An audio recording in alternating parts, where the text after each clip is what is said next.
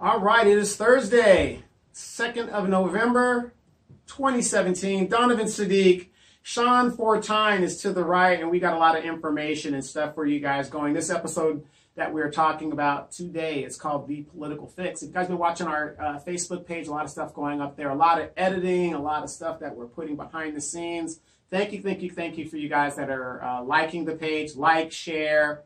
This whole program of what we're doing is trying to get information out and get it to you so that you could be an informed voter, person, whatever it is. So thank you guys again. And also remember that what you're seeing right now is actually our live podcast. Our main thing is a podcast because I think podcasts are better because it makes you think because you're hearing what we're saying versus seeing what we're doing and what's behind us on the screen and all that stuff like that. But there are some people that are visual, and we're trying to get those guys too. But we're going to get you the information as fast and as quickly as possible to keep you guys updated on what's going on in the Inland Empire. I'm Donovan Sadiq. I'm the Inland Empire Informer, and we have Sean Fortine who's going to go ahead and start us off and give us an update on what is going on. And I want you guys to listen to this because this sounds eerily familiar about what is going on in the Inland Empire in the city of Moreno Valley. So, Sean, take it away.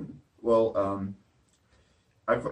in light of Ido Benzivi and Highland Fairview's new push to invite corporations to work on or build on his property, what a lot of people locally don't realize is that he is currently mixed up in a major bankruptcy with his brother regarding a hospital in Tulare. And right now, the way that company is run, a judge just basically said that the judge told the Tulare hospital that they have the right to breach the contract. Right, disband. Yeah, and so now that hospital has had to temporarily shut down to avoid all kinds of state fines and have before the state shuts it down. And it can't open up again, or it'll be harder to open it up. Yeah, but now it's going to be shut down until they can find a competent administrator and company to administrate it. But this has gone on for a while. First off, Ido Benzivi originally wanted to was quite put his name out there. Like if you look up the INYO register in January 9th to 2016, his name is mentioned right along with Benny Benzivi, the CEO of healthcare. HCCA. What's the full acronym? I can't remember that. Go ahead. Yeah, well, HCCA was the company that was running the Tulare hospital, and in 2016, there's an article that says that Benny basically came out of nowhere and of course, and sounded really good. Good, and then Ido's name was with them, and then they admitted that in this article that there were some unanswered questions about this guy's background, but the hospital approved his company to run it anyways. And there were eventually complaints that Benny Benzivi and HCCA were buying off this newspaper to run friendly stories. But in other news, eventually the Valley Voice, another newspaper up there, had a problem where they ran a negative story, and a lawyer by the name of Bruce Green, who was working for HCCA, sent a cease and desist letter, and he tried to make them pull that newspaper from print that day, claiming it was defamation. But the Valley Voice got a lawyer that said, no, it's all good, go ahead and run it. But the thing is that Bruce Green is also a real estate lawyer that works with Ido Benzivi down here for Highland Fairview, and he was working to help develop the failed Aquabella project. Right. Only gets better. It only gets better. Yeah. at some point, within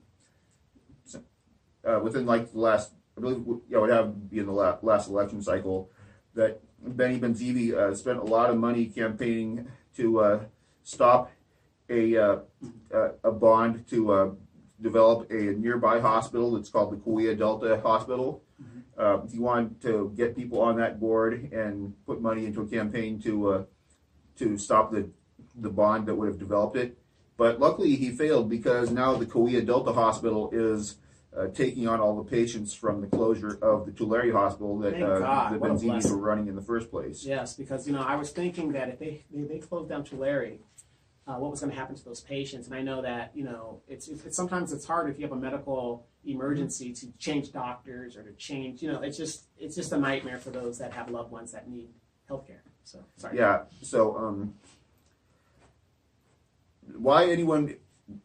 I think that first off, I think Ito's ideas are delusional and idiotic to begin with. But right now, he needs to quit destroying communities. He needs to quit worrying about that warehouse project until he gets his act together with that hospital. Mm-hmm. But the sad thing is, people just aren't doing their homework. They're not listening to this show, or they're not telling the neighbors, if they are listening to the show, what this man is really about. Yeah. It has been over 5 years now, just about 4 to 5 years now, and WLC's passed, and all this other stuff has been going on.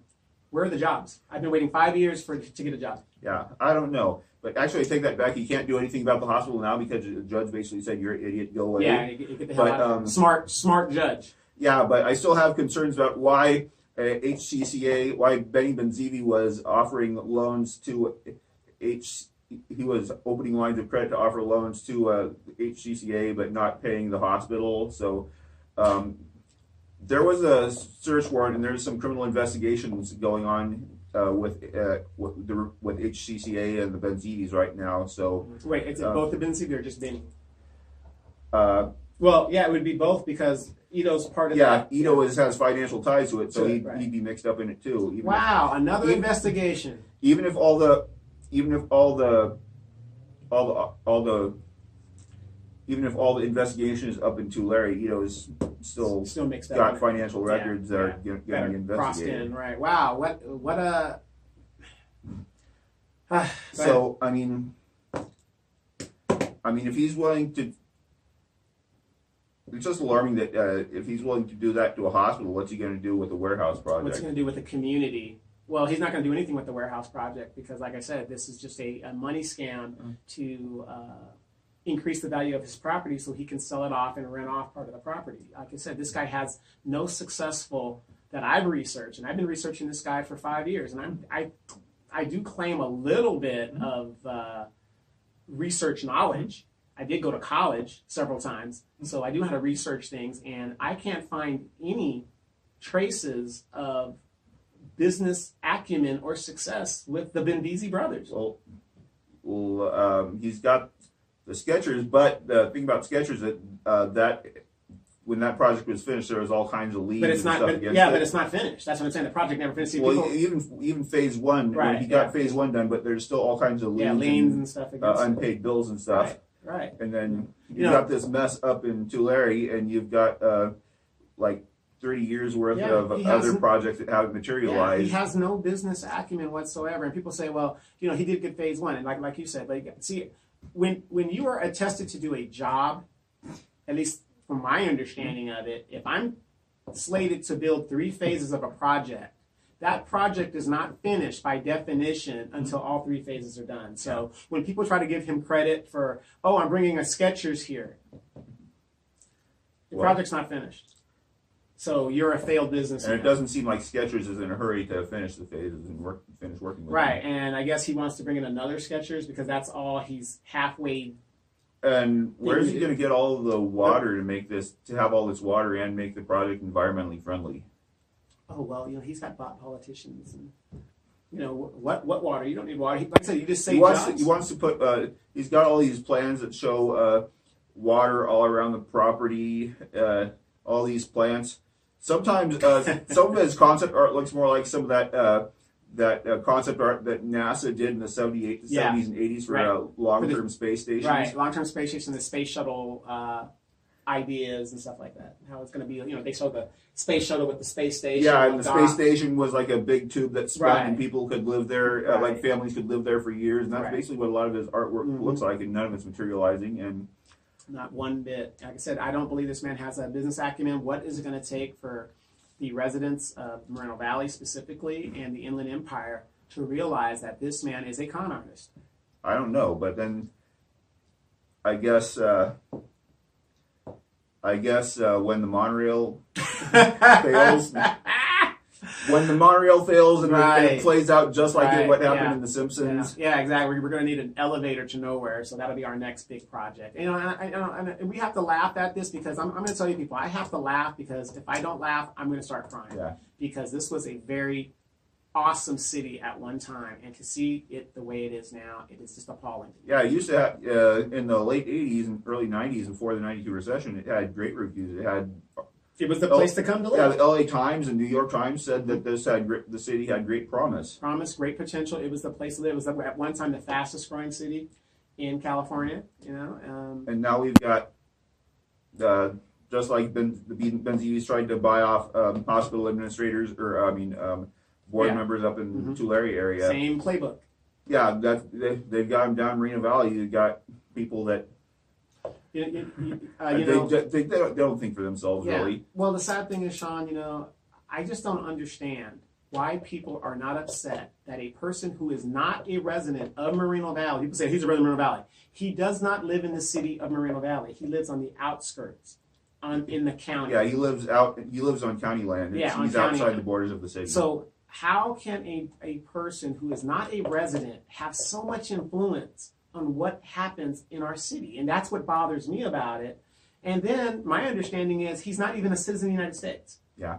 Which I'm not saying you have to be or whatever, but how can a person who's not even a citizen of the United States have so much influence over people who are citizens? It's just crazy to me.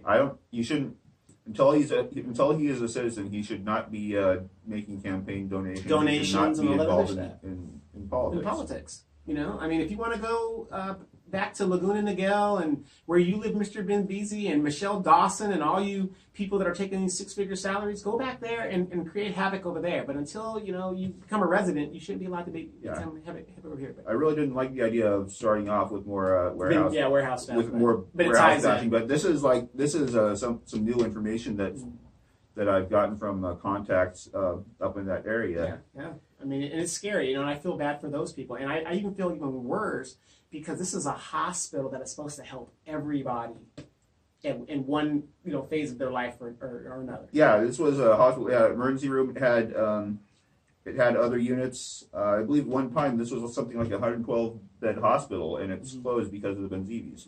Right, and very, very scary thing. But go ahead.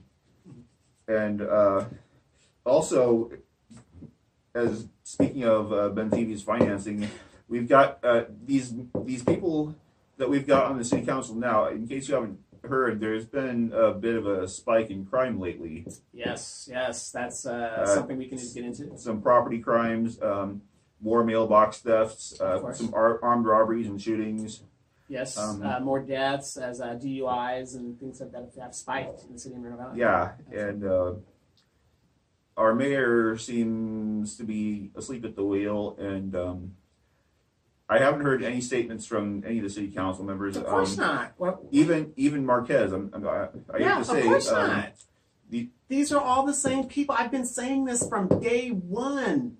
I don't care who you elect. All these people are in the same genre. They're in the same boat. They get up there. They get along to get along. Again, I can only speak on my councilman because that's the one I watched the most closely, former Councilman LaDonna Jimson. She did some great things in the city, or in the district, but here's the problem. She relied on me to give her most of the ideas. So why did you even run if you don't even know what's going on in your own district? Because she was put up there to just get along to get along. She's not there to solve. These people aren't there to solve problems. They're there to enrich their pockets. They cut the police force to the point where the police can't necessarily, basically, I don't like it when we disclose exact numbers of of police, officers and things like but that. basically, for all practical purposes in the city, you're on your own for pretty much any problem until it becomes like a life-threatening emergency when you need the police right there, and you can't get there right away. And even You that, get there right away. yeah, they're not going to get there right away. You're most likely dead, or your loved one's most likely dead, and the criminal has fled. And so when Gutierrez was a council member, he didn't exactly help matters when he slashed the law enforcement funding. And Baca as well.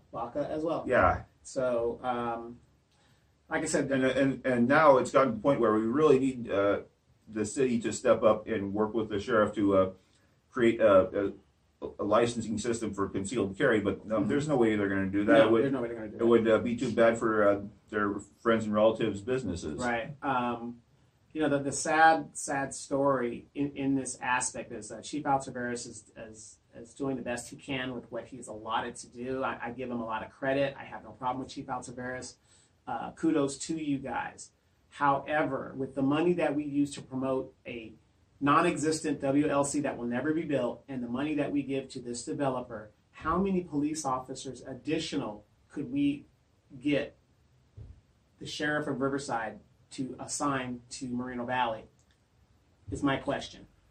Maybe 3 or 4. I mean, we possibly. That would help. But even if we just had those 3 or 4 available to randomly target the parolees and people on probation, I mean, because for one, those are the people that we actually do have a list of.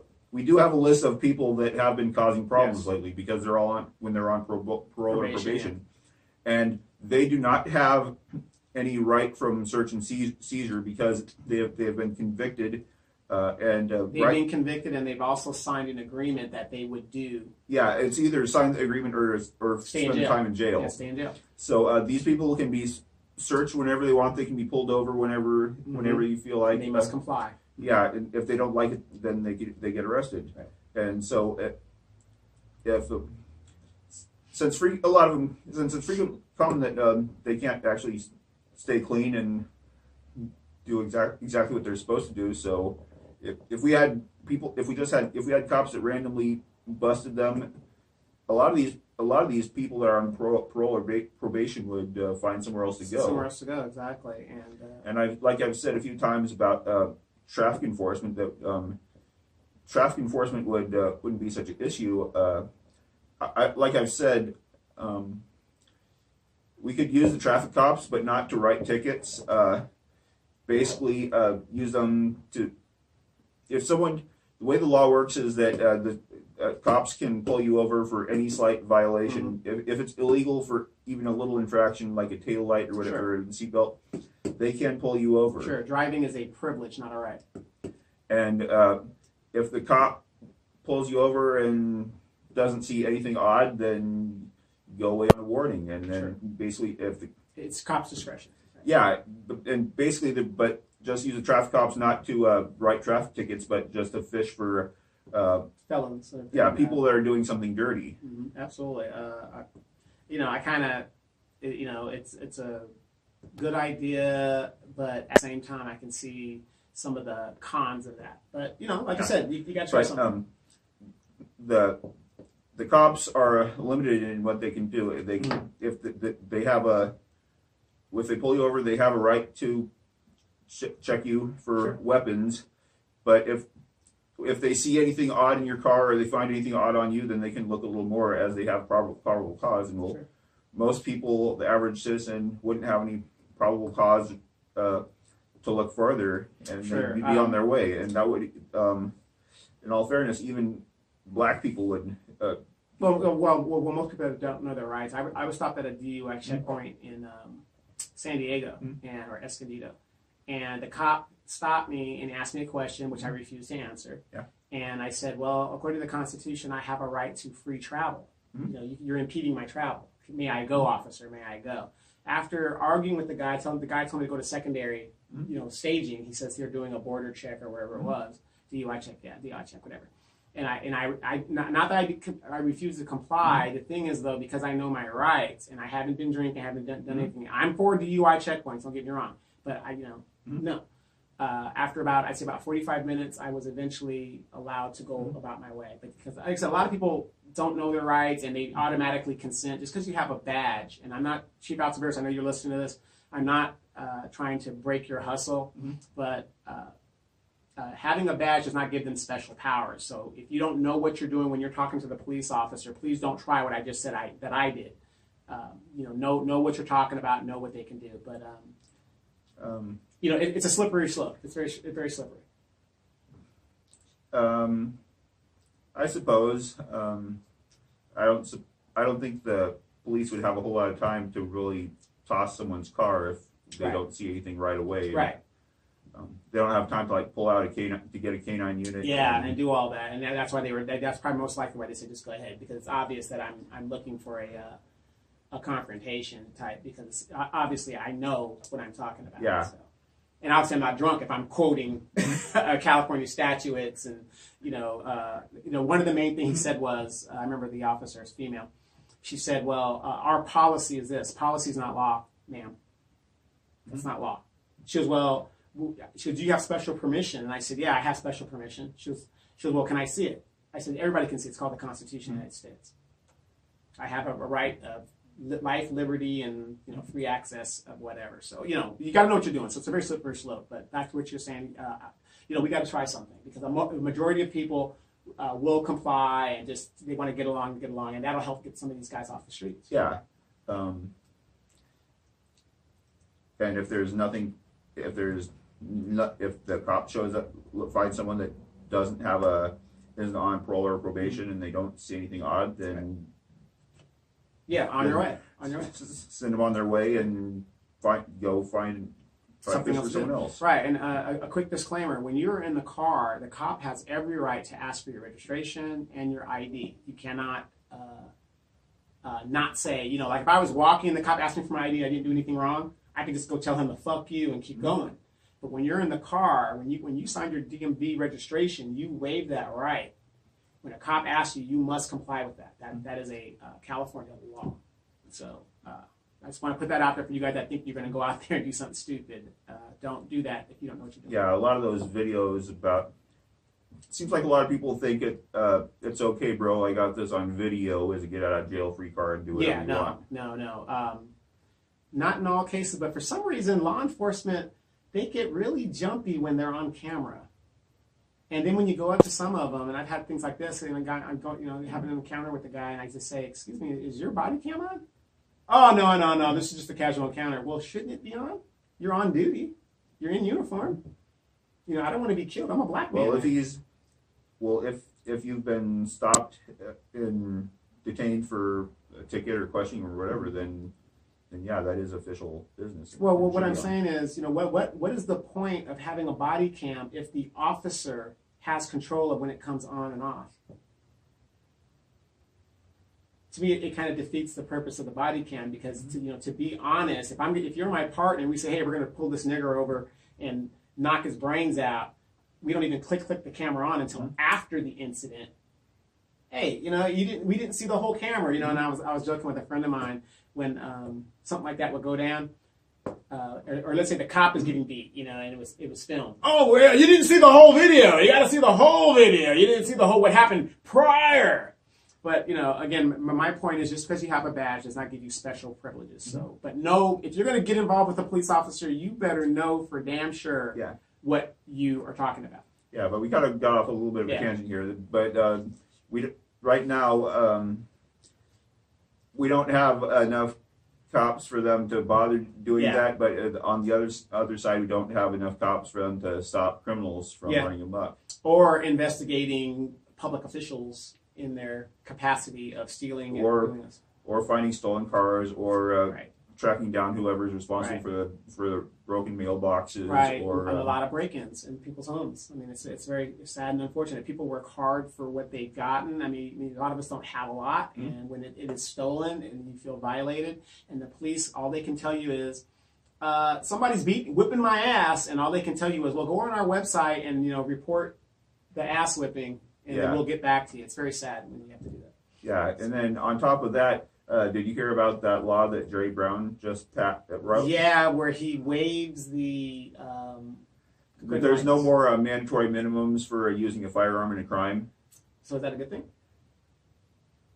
Well, we've already got criminals being let out early, and now they can. Right. Now they use now. There's no more mandatory minimum. Yeah, now a DA can give them a easy plea bargain, so the DA gets to chalk up another win. Right, and then that violent felon. And then and then the violent felon only does like a year or two or whatever, and he's back on the streets in places like Moreno Valley where you have a lot of warehouses. Where they can hide out. Where they dump the criminals, and city council doesn't bother to fund the police department at all. So I don't know. It seems to me like the Democrats the California Democratic Party seems to be digging themselves into a hole. Well, what I think it is when you have these Democrats that are 70 and 80 years old, I think they're cashing in their chips and they just don't give a damn.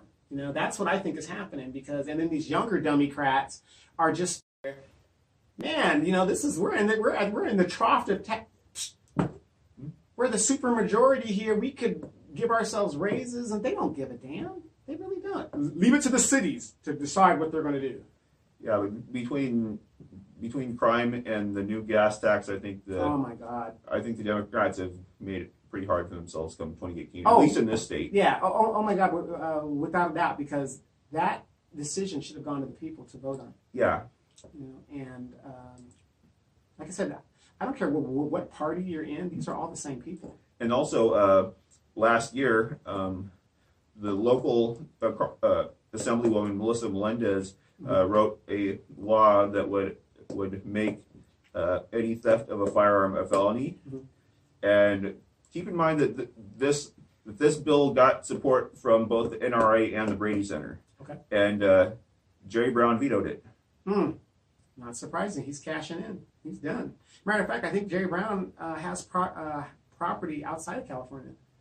I don't think he has any intentions to stay here in California after his term is up. I think he's going to move to Arizona or New Mexico or someplace he has outside of here. Maybe back to Texas. Who knows? But what else you got for us? This one's a little bit, maybe a little more controversial. No, go ahead, man. We're here for the controversy. But it does apply locally. Okay. And a couple of days ago, Planned Parenthood started advertising a campaign to encourage the black community to get abortions, saying it's safer than childbirth. Rather than abstinence or or pills, birth control pills. But let's just get abortions. Yeah, but the thing is that the CDC denies that any comparison of the statistics. Right, the genocide that's going on, right? They say that there's no way to compare the number of maternal fatalities from childbirth and ones from abortion because of drastically different procedures. But also, a lot of the abortions occur when the baby is a lot smaller than a full-term baby. Still. And so the procedure's still being done. But go ahead. Yeah. And then I did some other research. One of the places you can look for it is called protectingblacklife.org. And what I found is that Planned Parenthood, anywhere from 62 to 79% of their clinics, depending on how you count what counts as a heavily minority area, but they tend to put those clinics in major inner city areas where there's either high blacks or heavily Hispanic, or ideally try to put it in an area right at dead center between black community, Hispanic community, and the college area.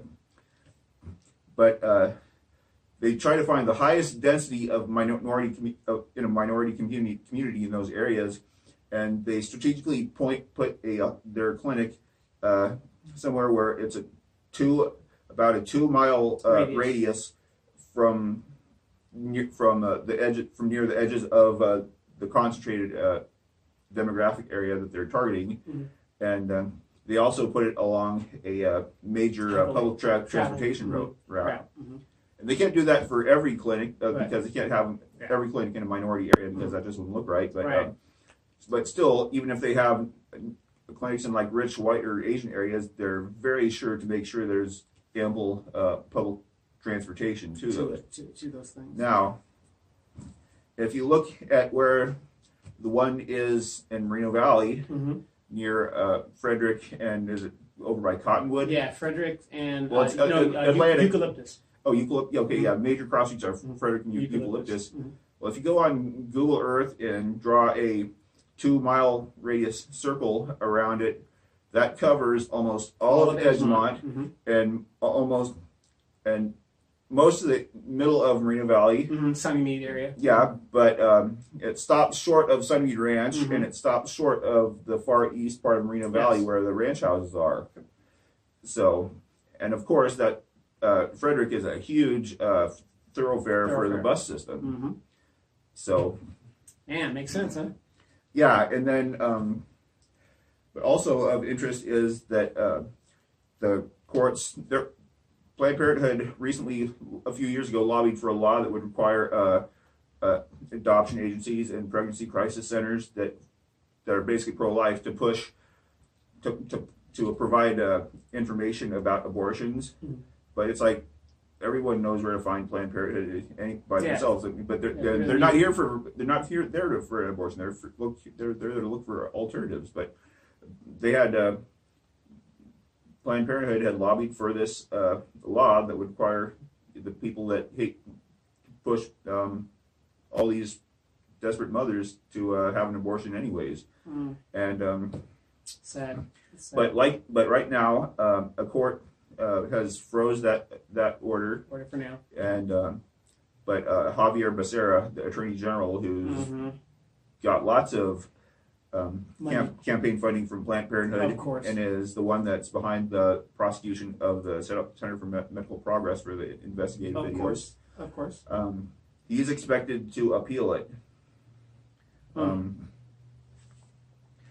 But Very, very sad. yeah, so since Roe versus Wade was passed, it's estimated that about 87 million black babies alone have been killed.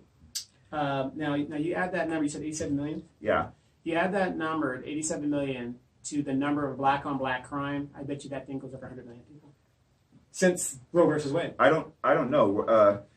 Right now, by far, abortion is by far the biggest killer of black people over black and black crime, any homicide, any medical issue, heart disease, cancer, whatever. Yeah, I'm just It saying. doesn't even come close to the number of abortions. Yeah, well, what I'm saying is, basically, you add that 87 million with all the black people and black-on-black crime that has happened since Roe versus Wade. It's almost close to 100 million because you're still dealing with black-on-black, not in all situations, but I'm saying 18 million. Oh, 18 million. I'm sorry. Okay, so it would still go over 20 million. You base that in there, and what I'm saying is, in most of the cases, I would think that, blacks are procreating with other blacks. So you add those numbers in, it's still, to me, if they're aborting like that, it still would be a black-on-black crime, in my opinion. Basically. So, Yeah, and very sad. And Planned Parenthood makes at least $150 million a year off of this. What a surprise. Anything that is done they're making money off of black people every which way. They put us in prison. Somebody's making money off of that. The prison industrial complex. The Clintons are big on making money off of black people. Yeah, I mean, I've been accused of being racist more times than I can count. Everybody's I don't racist. pay attention to that anymore. Yeah, everybody's racist. Just because I don't follow the narrative doesn't mean I don't care. I mean, yeah, Black Lives Matter. Let's start with not doing business with Planned Parenthood anymore. There you go. We don't need big protests outside these clinics. We just need people to say, "Hey, don't deal with them. They don't care about you. All they care about is money. They don't care about." Well, how about this? So let's take it from inside the home. Mm-hmm. Do not have sex unless you're ready to have sex. Do not have a baby unless you're ready to have a baby. Be responsible. What happened to personal responsibility? It's like that's out the window. It's everybody else's fault, no matter what you do. Well, that's not fact. It's the white guy's fault. Every time I hear that from my own people, I get upset for some fact that I always ask them, well, what white person or this person, what is their name? Where do they live? How are they stopping you from getting an education for yourself? How you keep saying that these people are holding you back? Who are these people? Because what they're doing is a crime. There are so many programs out there to help minorities, black, white, brown, Asian, whatever. I actually feel bad for some of the white folks that can't take advantage of some of these programs because they don't meet the thing. But I know now things are trying to trend it and they're reversing it. They're calling it reverse racism, which I think is ridiculous. But however, what I'm saying is basically personal responsibility would take care of a lot of Personally, I think they need to quit doing any type of ethnic-based services and to switch to economic to solve the issue of any racist. Well, my man Trump is going to take care of all that, and he's going to make the hood great again. So if you've been on welfare for a lifetime, those days are over, because with that new tax cut that came out today, he is slashing everything across the board. And the only people that are upset are the people who live a lifestyle like that. Very sad. Yeah. Very sad. But we're getting off in a little bit of a tangent. No, good. Yeah. But the thing is that I want to see the black community succeed. I mean, it's part of our community. Sure. We're not, unless you're living in like a gated community with your own security guards. I mean, the black community is not like some far outside. It's far off. You're not removed from it. That's right. And just the whole concept of telling these kids that, oh, just have an abortion, they're just going to grow up and cause crime and go to jail, and they're keeping you back from going to school or whatever, and just saying that these babies are a burden. That's basically you're setting up to make. Basically, you're teaching these kids that their babies are just disposable to start off with. Right, or the babies are just, they'll ruin your life. Period. So yeah, no one's ever they're not saying like, okay, if you raise them, raise them to the best of your ability, find help raising them, teach them that they can be something in life. Okay, let me ask you this, Sean. It's good. We're not going on a tangent. It's just a question in regards to what you're saying. How can we raise a child when you are automatically, I got pregnant and I'm already at a disadvantage because I live in the hood, or my mom was on welfare. Now I followed in that same pattern. I made one mistake and they keep slashing benefits and stuff. So how am I going to survive if there's no social blanket to help me? That is a bit of that is my only concern about the tax cut, is that I mean, I think churches can only do so much, you know.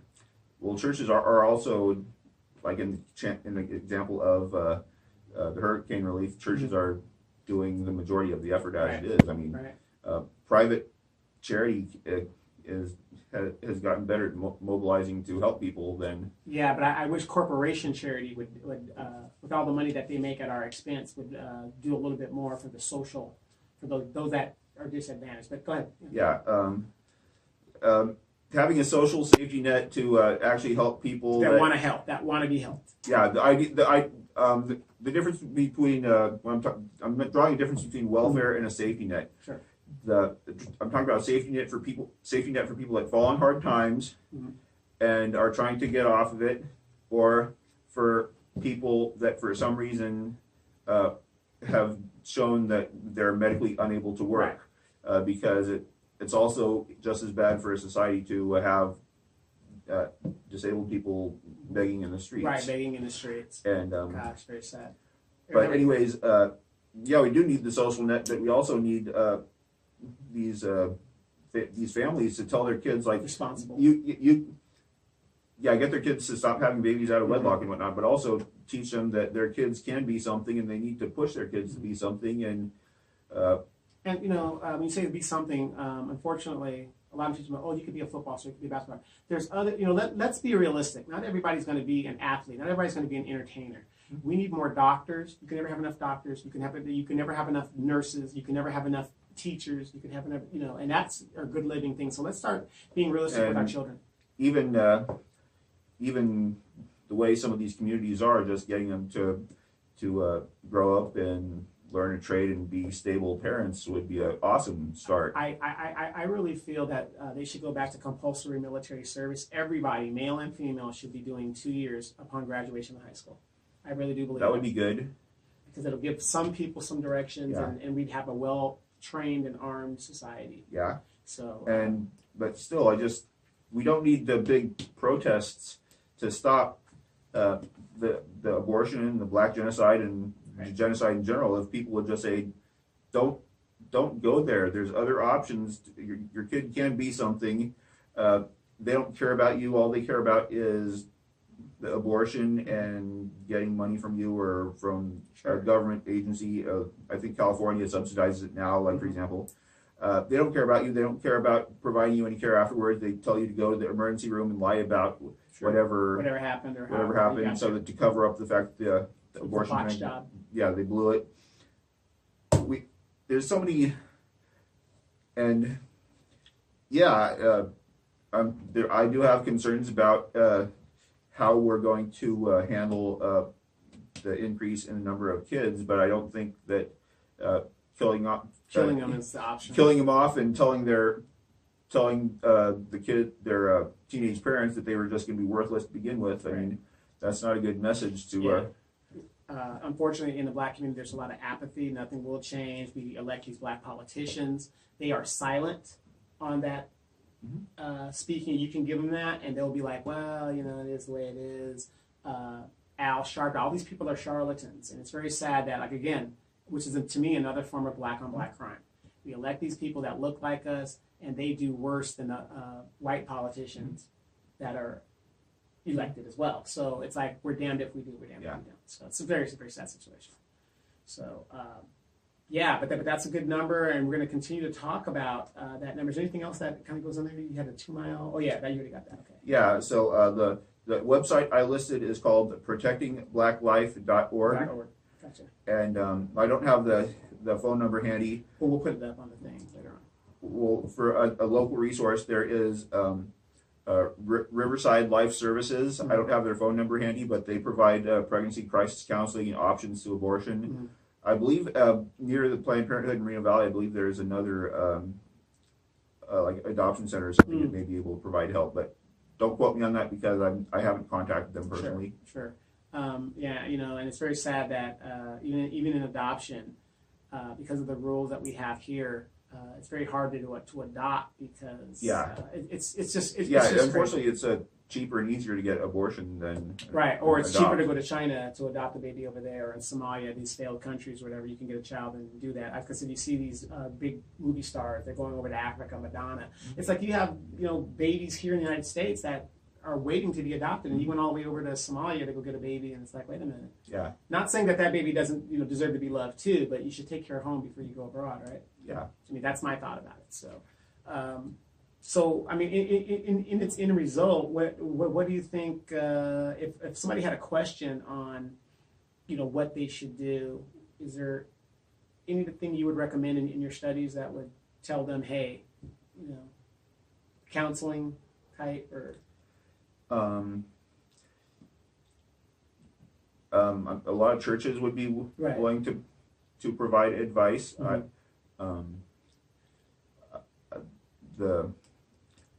I know the Grove Community Church has people they could talk to.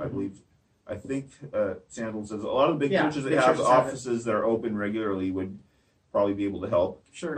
Like I said, there's Riverside Life Services. Right. That's the a county big one. always has resources. Look in the phone book. You can find the resources in the county. As a matter of fact, the VA has services. I mean, not that you have to be a veteran, but if not, they can refer you to where you need to go. So that's some big news, Sean. Like I said, that's our first hour going into it. Like I said, we're here every Thursday, 6 o'clock. Thank you guys for the numbers. Thank you guys for joining us. Please like and share. Sean is always giving us information and coming up with the mental health. He's staying on top of that. This is our first hour. We're going to go into the second hour real quick because we've got some information on the national level that we need to get out. So you guys just stand by for that. Again, one of our co-hosts, Tay Wilder, she recently got engaged. We wish her well. She's a avid listener. Mighty Mad Max, she's running around wild in the Inland Empire. She's doing very, very well. Demetra K has a show on Facebook Live at 3 p.m. You guys check it out. And, of course, our new podcast is Daryl Terrell's 2 Cents. You guys check it out. It's a quick 15-minute idea and thought that Daryl has to keep you encouraged during the week. You guys stand by. We're going to be right back after we pay a few bills.